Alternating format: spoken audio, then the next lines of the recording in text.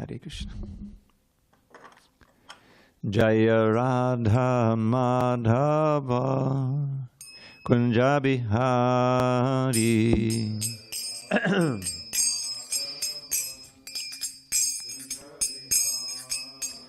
Jaya Radha Madhava Kunja Bihari. Madhava Kunja Bihari. Gopijana Vallabha Girivardhari.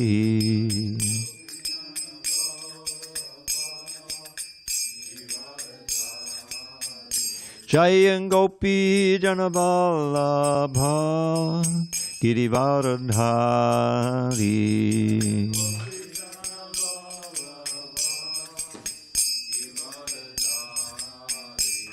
And Yashodanandana Prajana Ranjana.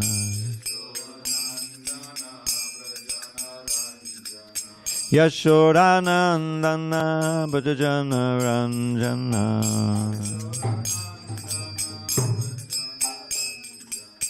Yamuna Tira Vanachari.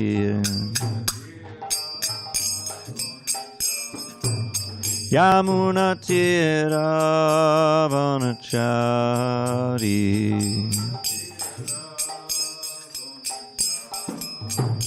Jaya Radha Madhava Kunja Bihari.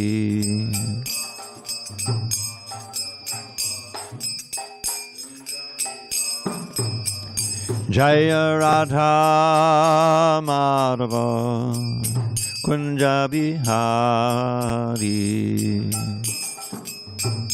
Dava Kunja Bihari. Gopi Jana Vallabha Girivardhari.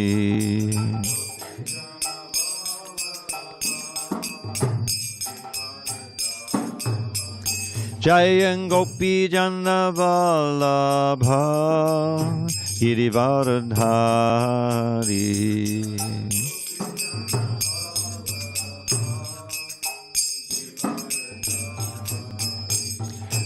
Yashodanandana Prajana Ranjana.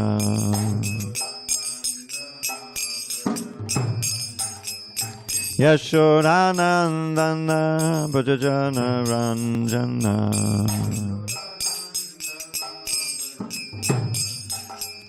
Jamuna Tira Vanachari.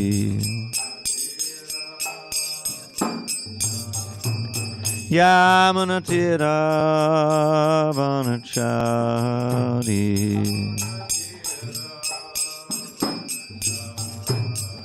Jaya Radha Madhava Kunja Bihari.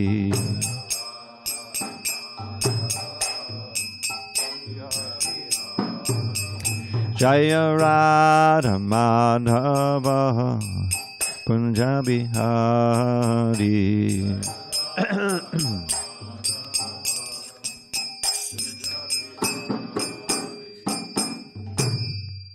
Jaya Vaiṣṇava Paramahansa Parurika Acharya Ashtottara Sri Srimad Divine Grace Srila A.C. Bhakti Vedanta Swami Prabhupada Ki Jai.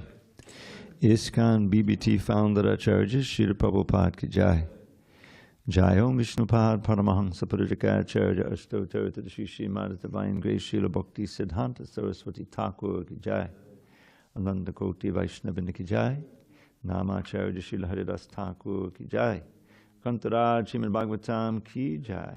Glorious day in which Srila Prabhupada arrived in America. Ki Jai. Samaveda Bhaktivinoda Ki Jai.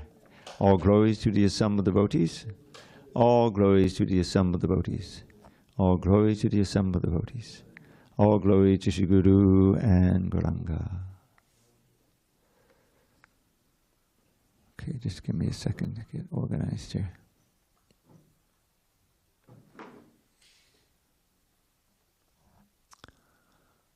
Okay, 6:10. Okay. Bhakti Chad, can you go and get my two book bags, the orange bags? I have something in there that I need. Forgot about. Okay. So, before we begin the Bhagavatam class, this is the anniversary of Prabhupada's arrival in America. He arrived on September 17th, and this is September 23rd. So I'm just going to read this little introduction and the translation to this song he wrote. When he arrived first in Boston before coming down to New York. And he went out on a little walk. He always, as soon as he got to port, he would always go leave the boat and go out on the walk. It was very austere on the boat. And he just looked around and he saw the port and he saw different things. And then he went back on the boat and he wrote this song in Bengali. And it's been translated. So I'll just read the little introduction. On September 17th, 1965, His Divine Grace A.C. Bhaktivedanta Swami Prabhupada arrived in Boston on board the ship Jaladuta, carrying within his heart the orders of his spiritual master to spread the teachings of Sri Chaitanya Mahaprabhu beyond the borders of India, throughout the entire world. As he looked out upon Boston's bleak and dirty skyline, he could understand the difficulty of this sacred mission and felt great compassion for the godless people. Thus, with perfect humility, he composed this historic prayer in Bengali, praying for the deliverance of all fallen souls.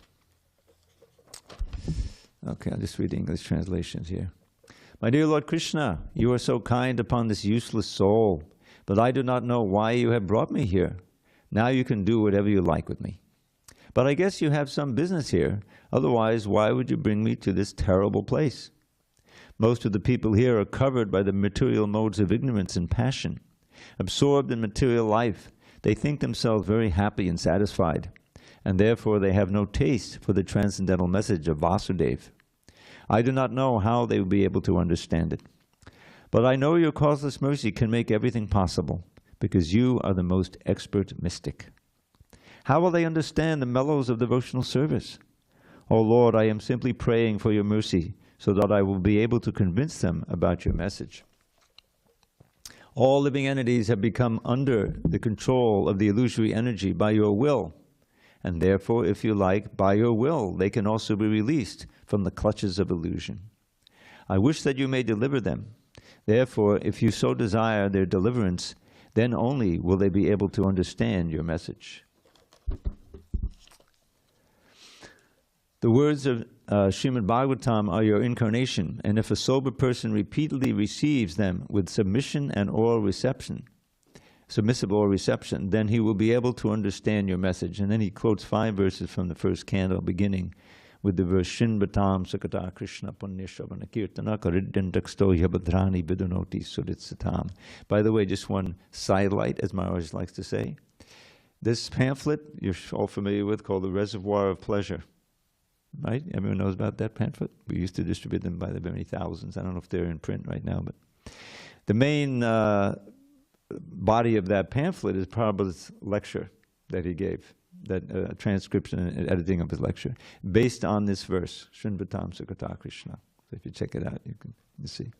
So, a translation from the Bhagavatam. It is said in the Srimad Bhagavatam 1:17-21, Sri Krishna, the personality of Godhead, who is the Paramatma or Supersoul in everyone's heart and the benefactor of the truthful devotee, cleanses desires for material enjoyment accumulated in the core of the heart of the devotee who has developed the urge to hear his messages, which are in themselves virtuous when properly heard and chanted.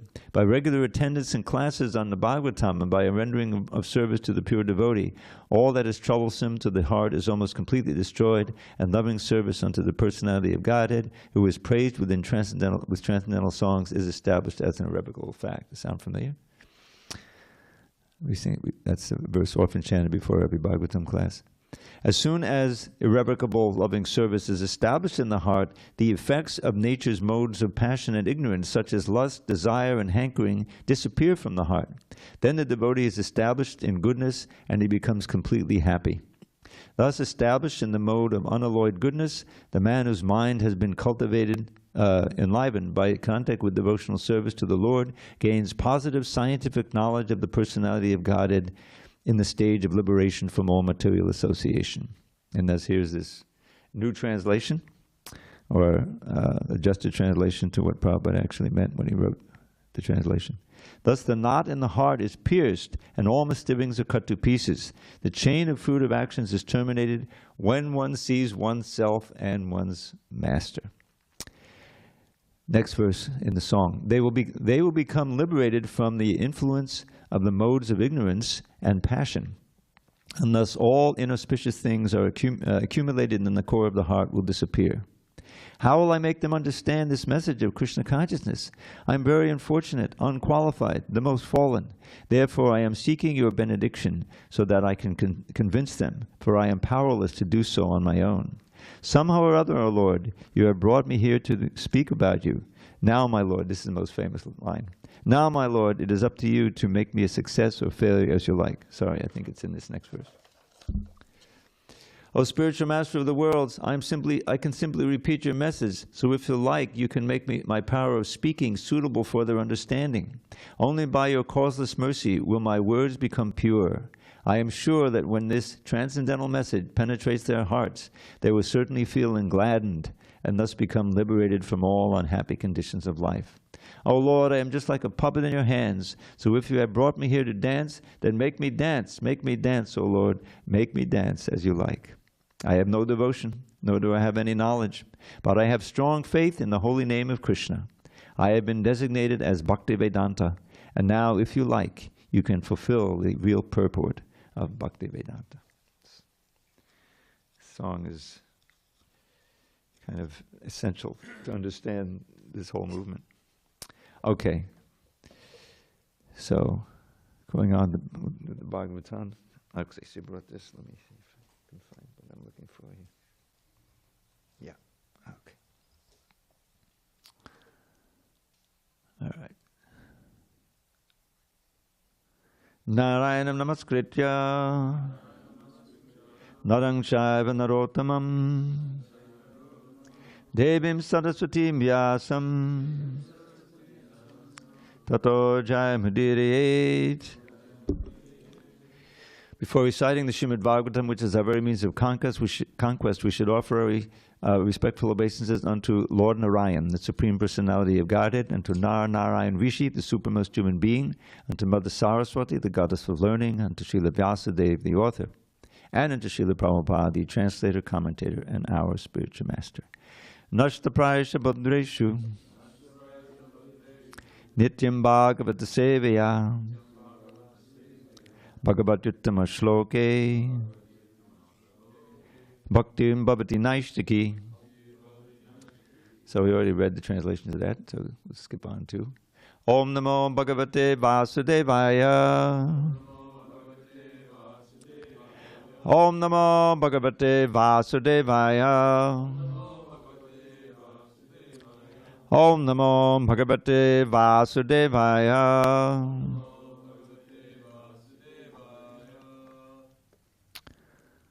On this 23rd day of September, 2024, in San Diego, we're reading from Srimad Bhagavatam, translation and commentary by His Divine Grace, A.C. Bhaktivedanta Swami Prabhupada. We're in chapter 13, the behavior of a perfect person, text number 10. Avyaktalingo, Vyaktarto, Manishi, Unmatta, Balavat, Kabir, Mukavad, Atmanam, Sa, Drishtya, Darshayin, Nirnam, Avyaktalingo Vyaktarto, Manishyun Mattabalavat, Kabir Mukavad Atmanam, Sadrishtya Darshayin Nirnam, Avyaktalingo Vyaktarto, Manishyun Mattabalavat, Kabir Mukavad Atmanam, Sadrishtya Darshayin Nirnam, Avyaktalingo vyaktarto Manishyun mattabalavat Kabirmukavadatmanam Sadrishtya darshayenam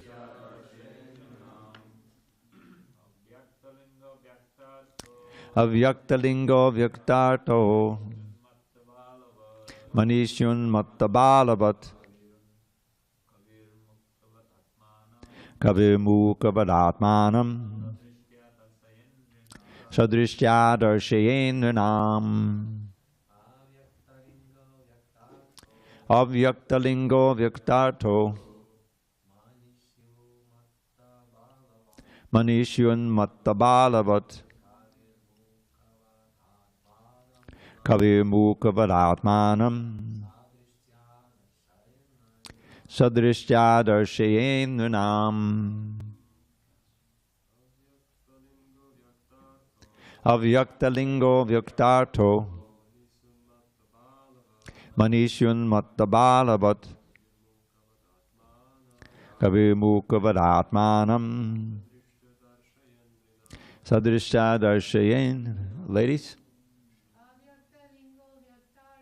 Avyaktalingo vyaktarto Manishyun mattabalavat Kavirmukavadatmanam Sadrishtya darshayenam. Okay, synonyms. Avyaktalingaha, whose symptoms of sannyas are unmanifested. Vyakta artaha, whose purpose is manifested. Manishi, such a great saintly person. Unmatta, restless. Balavat, like a boy. Kavihi, a great poet or orator. Mukavat, like a dumb man, meaning can't speak. Atmanam, himself. Saha, he. Drishtya, by example. Darshayet, should present. Nirnam, to human society. Srila Prabhupada's translation. Although a saintly person may not expose himself to the vision of human society, by his behavior his purpose is disclosed. To human society he should present himself like a restless child, and although he is the greatest thoughtful orator, he should present himself like a dumb man who can't speak. Please repeat. Although a saintly person may not expose himself to the vision of human society, by his behavior his purpose is disclosed. To human society, he should present himself like a restless child. And although he is the greatest thoughtful orator, he should present himself like a dumb man. Okay, we're going to read this and a few other verses. Short purport. A great personality, very much advanced in Krishna consciousness, may not expose himself by the signs of a sannyasi. To cover himself, he may live like a restless child or a dumb person, although he is the greatest orator or poet. Text 11, I'll just read the Englishes. As a historical example of this, learned sages recite the story of an ancient discussion between Prahlāda Mahārāja and a great saintly person who was feeding himself like a python. Purport. Now, you know what that means? He's just waiting for food to come. That's it. Purport. The saintly person met by Prahlāda Mahārāja was undergoing a jagara vritti, the living conditions of a python, which does not go anywhere but sits in one place for years and eats whatever is automatically available. Prahlāda Mahārāja, along with his associates, met this great saint and spoke to him as follows. Okay, Prahlāda Mahārāja, the most dear servitor of the Supreme Personality of Godhead, once went out touring the universe with some of his confidential associates just to study the nature of saintly persons. Thus he arrived at the bank of the Kaveri river, where there was a mountain known as Sakhya. There he found a great saintly person who was lying on the ground, covered with dirt and dust, but who was deeply spiritually advanced. No purport. Neither by that saintly person's activities, by his bodily features, by his words, nor by the symptoms of his varnashram status, could people understand whether he was the same person they had known. Purport. The inhabitants of that particular place on the bank of the Kaveri river, in the valley of the mountain known as Sakhya, were unable to understand whether the saint was the same man they had known earlier. It is therefore said, Vaiṣṇavera kriya mudra vigye na bujoy. A highly advanced Vaishnav lives in such a way that no one can understand what he is or what he was. Nor should attempts be made to understand the past of a Vaishnav. Without asking the saintly person about his previous life, Prahlāda Mahārāja immediately offered him respectful obeisances. Going on. Translation. The advanced devotee Prahlāda Mahārāja duly worshipped and offered obeisances to the saintly person who had adopted a python's means of livelihood. After thus worshipping the saintly person and touching his own head to the saint's lotus feet, Prahlāda Mahārāja, in order to understand him, inquired very submissively as follows. Seeing the saintly person to be quite fat, Prahlāda Mahārāja said, My dear sir, you undergo no endeavor to earn your livelihood, but you have a stout body, exactly like that of a materialistic enjoyer. I know that if one is very rich, he has nothing to do, he becomes extremely fat by eating and sleeping and performing no work. Purport. Srila Bhaktisiddhanta Saraswati Thakur did not like his disciples to become very fat in the course of time. He would become very anxious upon seeing his fat disciples become bogies or enjoyers of the senses. This attitude is herewith confirmed by Prahlāda Mahārāja, who was surprised to see a saintly person adopting a jagara vritti and becoming very fat. In the material world, also, we generally see that when a man who is poor and skinny gradually endeavors to earn money through business or some other means, and he then gets the money, he enjoys the senses to his satisfaction. By enjoying the senses, one becomes fat. Therefore, in spiritual advancement, becoming fat is not at all satisfactory. Om Jnana Timurandasya Jnananjana Shalakaya Chakshur Unmridatam Mena Tasmai Shri Gurave Namaha. I was born in the darkest of ignorance, but my spiritual master Srila Prabhupada opened my eyes with the torchlight of knowledge. I offer my humble obeisances unto him and all members of Sri Parampara. So, this is maybe a rather surprising turn of events. Here's this very advanced soul, but he's just lying there, and I guess it's in the forest or near some, but he's on the path, and Prahlāda Mahārāja comes across, and he's described as this very advanced soul spiritually. And yet, we wonder, well, how do we know? How did he know that? I mean, we have the classic thing that a fool is known until he speaks, but when he speaks, you'll see he speaks great wisdom. But he hasn't said anything yet. And all he is this fat individual lying on the path and covered in dust and dirt. So one assumes that there is a certain effulgence, a certain aura that they could see that he's demonstrating.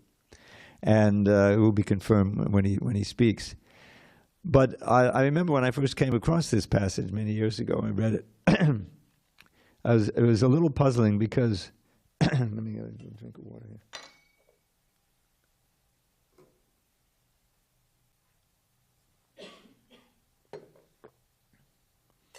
Because throughout Srila Prabhupada's books, you have this theme of, what the grave contrast between the yogis who just go off to the forest and sit. They can become advanced. It's one process, but they're not as advanced as those who stay in the cities and preach Krishna consciousness. This is that famous verse I won't chant.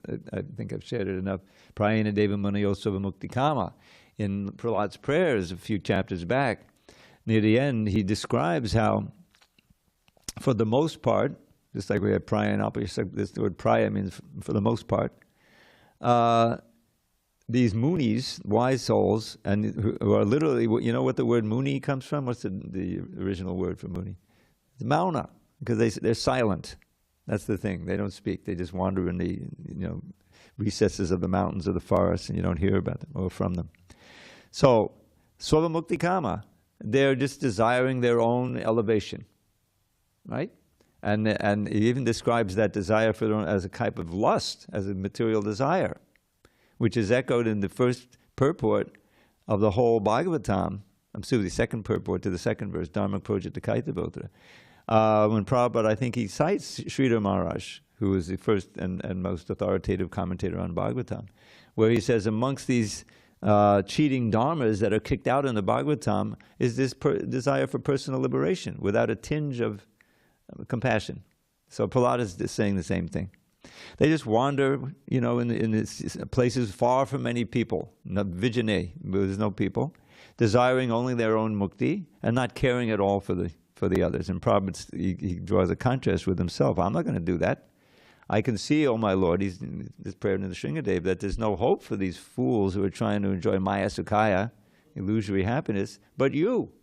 So I have to introduce them to you. I have to preach. And it's a very important verse for the Sankirtan movement. But here seems to be someone how is he preaching? Maybe if someone comes upon him on the path, and they find him, then he can say anything. So it seems a little odd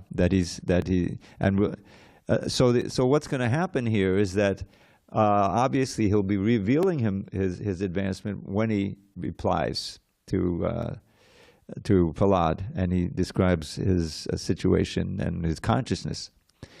But it's certainly not a model for us, this particular form of advancement, right?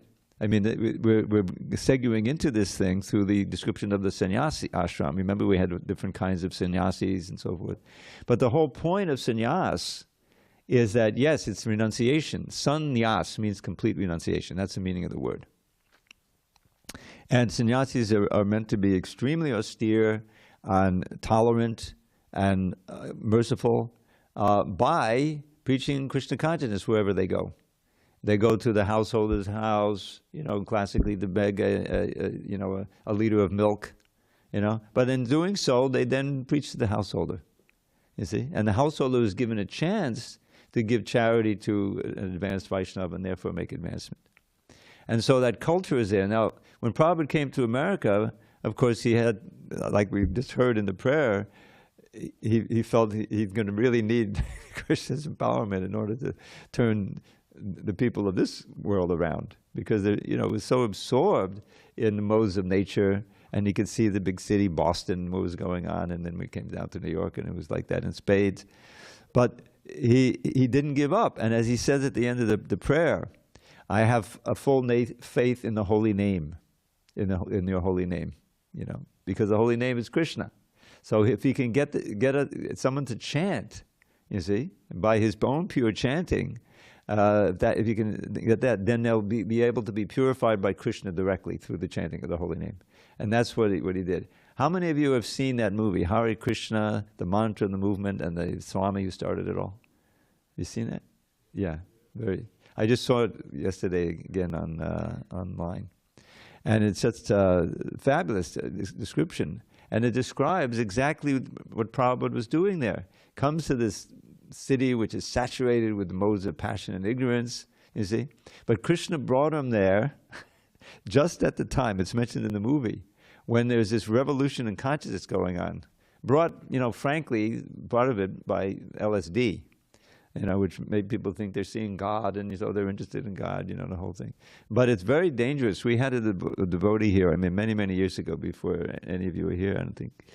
And he was a young man, fairly young, maybe it's early 20s, mid-20s. And he wanted to be a devotee. He had a wife or a girlfriend who came, but she wasn't interested, and we didn't see her after a while. And so he was in the ashram, and he would come, and I distinctly remember him walking around trying to water Tulsi, but the LSD that he'd taken was making his brain dysfunctional. Maybe he was hallucinating at that time or something, and it was impossible, and eventually we had to ask him to leave. And so that's a stark example of what intoxication does. Because intoxication, it all goes to the brain, whether it's coffee, tea, alcohol, or LSD, or marijuana, whatever it is. It's affecting your brain, and eventually it can disable the brain, you know. And so that's like one of the essential 4 regular principles. And so, but Prabhupada was there, and there were so many who were, you know, receptive, and because of what had gone on, and the Beatles and everything, there was an opening to the East. I remember I first was attracted by music, by Ravi Shankar's music, by the Eastern music, you know, the Indian music. Anyway, Krishna brought him here just at that time, and at first he didn't find much of an audience. You know, uptown was very frustrating, you know the story. But Krishna brought him down to Paradox Restaurant. I used to go to eat in that restaurant. I lived right there a year later, in '68, a couple of years later. And there was the Paradox, and I was becoming a vegetarian, and you could just go there for pay $1 and you get a big plate of rice and vegetables. You can sit there all day and schmooze and everything, and hear, you know, people talk about their trips, physical and mental. But anyway, somehow he came downtown, and it was still a great struggle, but he found an audience who was willing to chant, who was willing to listen to him, you know, to chant, and then hear him talk, and then of course prasadam was an essential aspect of it. So, you know the story. But the last thing that you would expect, that, well, here's what you should do: just lie down, you know, and just trust in Krishna to feed you, you know, just like a python, you know. I mean, it's just a little bit discordant that this is an example of this is the perfect person, behavior of the perfect person, but certainly not a perfect devotee. Right, a Vaiṣṇava, we're meant to be as active as possible, using our senses and our mind and everything else in Krishna's service, and that's. But what we learn here is that the essential aspect is the state of consciousness, and he'll be revealing that when he speaks. And he's also very God conscious, but he's taken this role of just depending totally on Krishna's mercy. If he sends something, then I'll eat; otherwise, I won't eat. You see, and. That, you know, you find that in the great devotees who are just begging. If they don't get anything, then they fast. You know, it's like that. They're very much dependent on Krishna, even for every moment of their maintenance. They feel that way, and that's a very, very surrendered mood to have, of course. So we'll learn about this, and Srila Prabhupada is going to tie it all in with our discipline of Krishna consciousness. The ultimate bottom line is that if we hear the Bhagavatam as it is, and we study the teachings and the prayers of Prahlāda, a lot of the teachings are in the prayers, then it's very purifying. It brings us closer to Krishna. He's there in the sound. Krishna is there in the sound, and throughout the Bhagavatam, you hear glorification of the holy name. Certainly, you see. What is that verse? Etan nirvijamananam ichchatam akatobhyam yoginam sarvesam harir nama anukirtanam.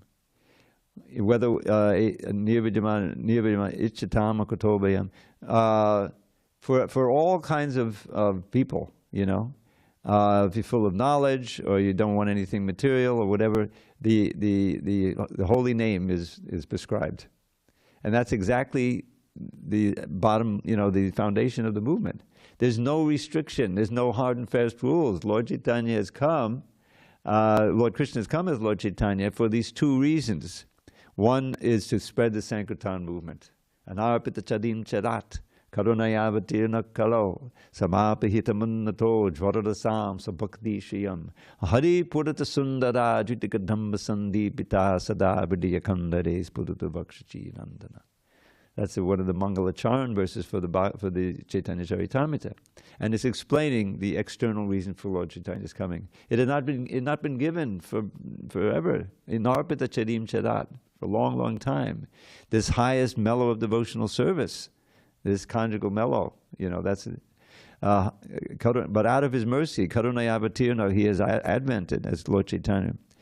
Samarpitam, to give. Ujjvala rasam is the conjugal ras. That's one epithet for it. Very brilliant. Samarpitam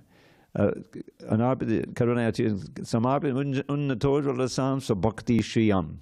And he's given the availability of his own service to Krishna. In other words, he's showing by example how to love Krishna at the highest level. Ujjvala rasam. Hari Purata Sundara, he has this beautiful golden complexion. Hari Purata Sundara, Hari Purata Sundara, how's it going? I don't chant it in the beginning. And he's the son of Mother Sachi, may be forever situated in the innermost chambers of your heart. It's the best blessing verse.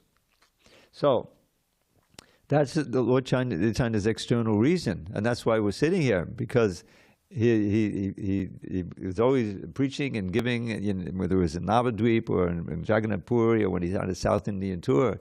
He's always inviting everyone to chant the holy name. That was his main way he preached when he went on tour.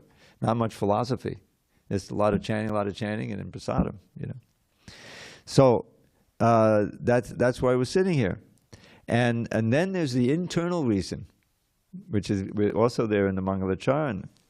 Shri Radhaya Pranaya Mahimaki Udashovanayava Swadyo Yenad Buddhamadudimaki Udashovamadiya Saukyam Chasya Manonobhatak Skijasam Beti Lobat Tambhavaja Samajanishachi Garbasindo Harindu.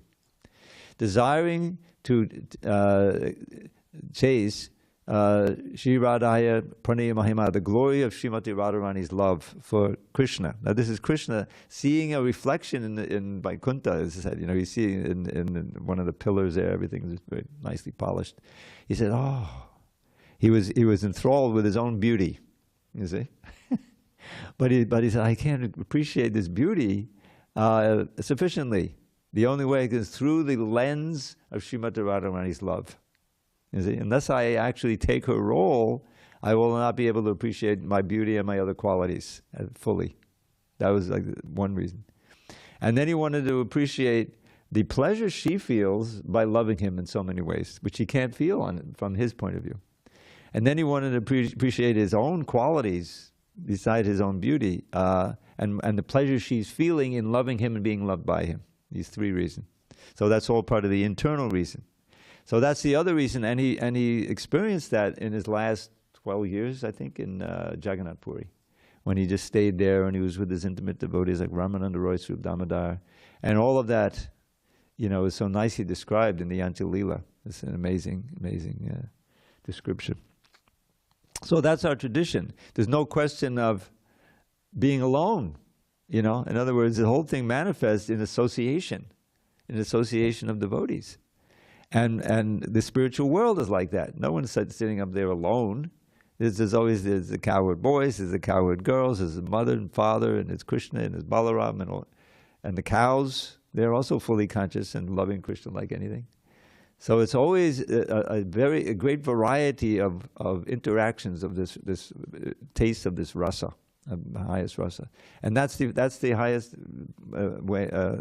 existence there is for the soul, a living entity. And it's such a contrast with this very advanced, perfect person who just lies there on the path, waits for food to come, and apparently he's very successful. I guess he doesn't have much exercise, so whatever he eats gets fat. But so it's very interesting. Bhagavatam is so varied. There's so many different aspects to it. Whole chapters of just descriptions of how the creation takes place. It's a culmination of all the Vedic literature. So you have different aspects of it. I'm always, when I read Krishna book, I read Krishna book every day, and I'm amazed at how much philosophy there is in there. It's the 10th canto. Don't go to the 10th canto right away, When you go to the 10th canto, you're going to hit that 87th chapter. That's like a book in itself. I remember when I was working on it in Miami, the Bhagavatam, and in case you don't know the history, those last 10 chapters, from 81 to 90, those are the last 10 chapters of the 10th canto. They were done wholly and solely by Gopi Prahlāda Prabhu. You know, Vrindavan Maharaj had kind of retired from the project. And he says there's a new forward that is going to be appearing in the Bhagavatam, and may already be, in which he explains how the Bhagavatam came to be written. You know, how he went to school and learned Sanskrit and all this stuff, and joined with Gopi. And then he says there, I wanted Gopi Prahlāda Prabhu to have, you know, to be honored by having his own section of the Bhagavatam that he did wholly and solely. Gopi did an incredible service. He translated all the commentaries in that 10th canto. He translated them, and then Vrindavan would come and pick out those things and make it into his purport. And tremendous amount of work and erudition he did on that. And he had his own books, you know, the Brihad Bhagavatamrita was Gopi's commentary. And he based it on Sanatan's own, I don't know if you know, he wrote his own commentary on his own book, Sanatan Goswami. He wrote the book and then he wrote a commentary. So what we get in the Bhagavatam is such a varied description. The 5th canto, you know, is often a challenge. Prabhupada was thinking that, oh boy, what's going to happen when my disciples read the 5th canto, because it challenges everything they ever heard about what the universe is like and all of this. Where is this Meru Mountain? I don't see the Meru Mountain, you know. And it was just like, but it's a very important part, you know, all of it. And there's more to the 5th canto than a description of the universe. Anyway, this is another aspect of Prahlāda's giving us another more deeper philosophy and understanding of transcendence by now he's the king and he's wandering throughout the universe, and he comes across this perfect person who's the behavior of the python. So it's going to be quite an adventure to learn about this python man. Any questions, comments?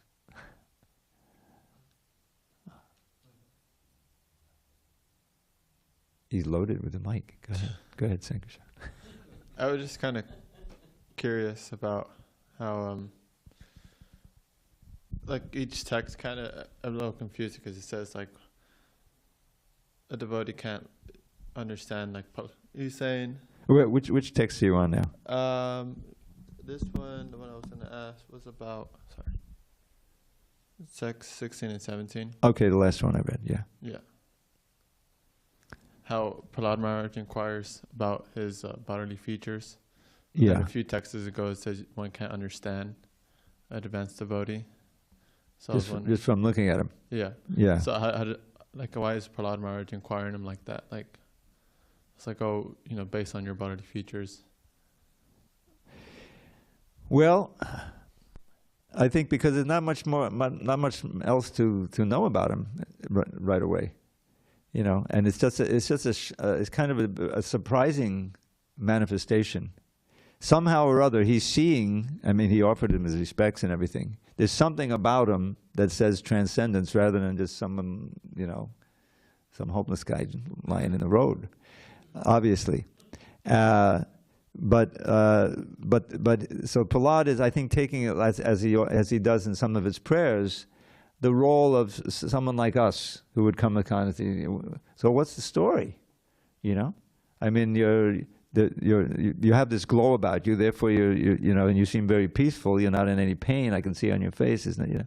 So you must be an advanced soul somehow. But please explain yourself. I think he's helping us. Some of what we would think if we came across such a person. You know, there's some sign that he's advanced. But how did you get that way? What's your story, and what's your state of consciousness? You know, so I think Prahlāda is representing us in this, and as he does sometimes in his prayers. You know, I'm evam janam napatitam papavahi kupe.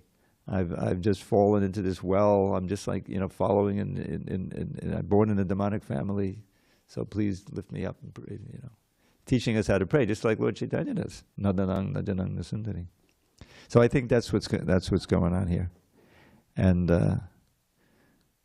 Prabhupada did not like his disciples become fat in the course of time. Yes, Prabhu.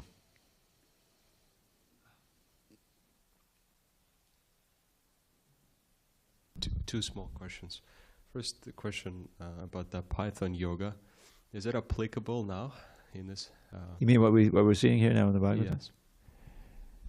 Don't get any ideas. I can just see him going out, setting up his table, and then lying down in front of the table. If they come, they come. Huh? Did we hear about Krishna yesterday? Was it Krishna? Yeah. He was here doing books.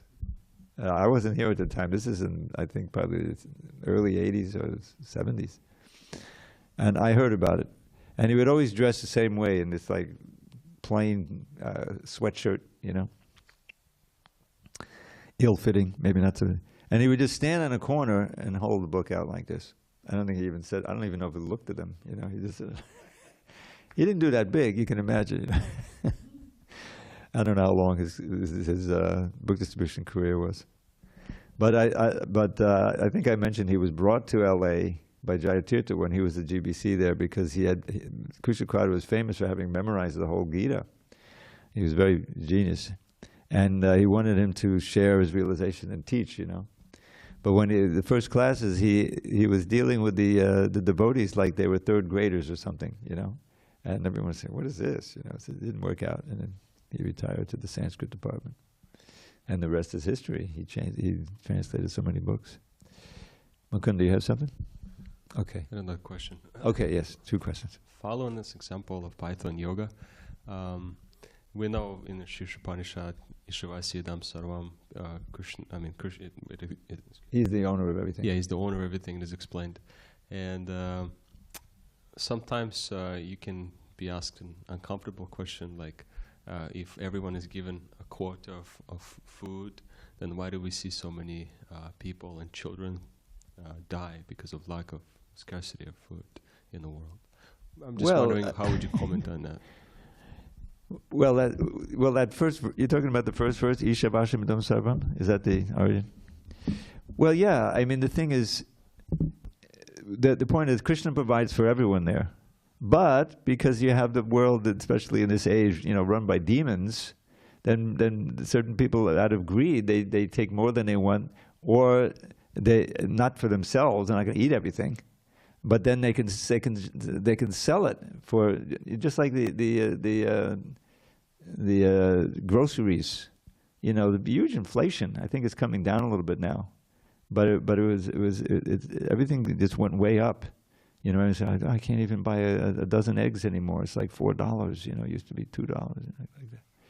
So that's the point. I mean, when you have the demons running things, then they'll misappropriate. They'll get control of the necessities of life, housing.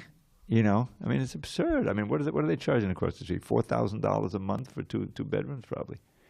Yeah. That's ridiculous. You know, even with inflation, that's absurd. So that's the problem.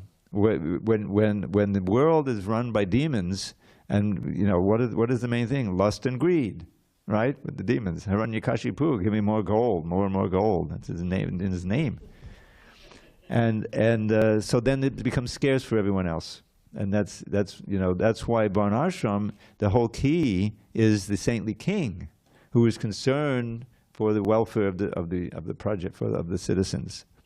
And everyone, you know, is nicely engaged, and they get what they want, but there's no extravagant exploitation of everyone else.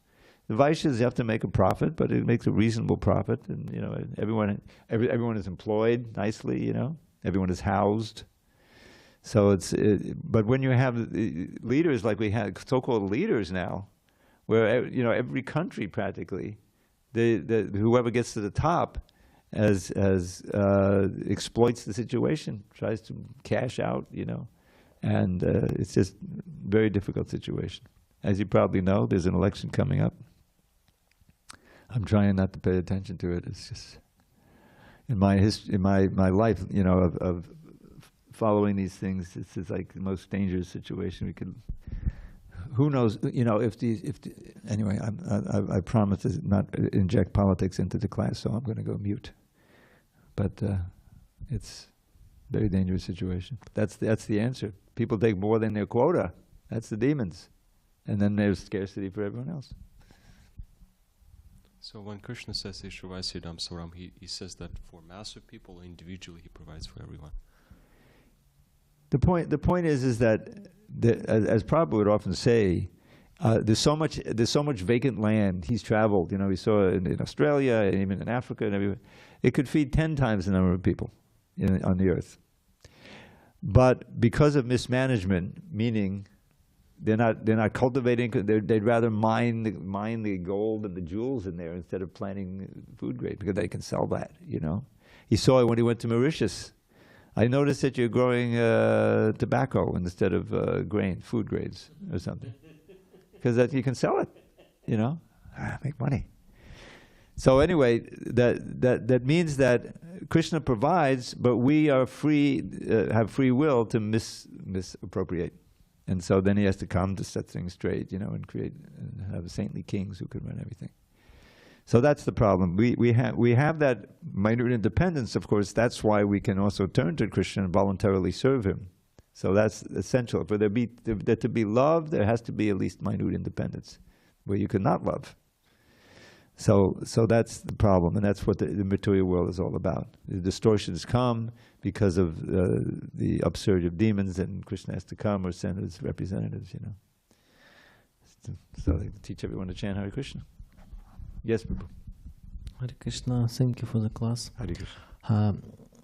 I want to ask you to explain how to determine the balance between alone practice and congregational. Okay. The balance between when we alone practice, like alone reading or chanting, I see.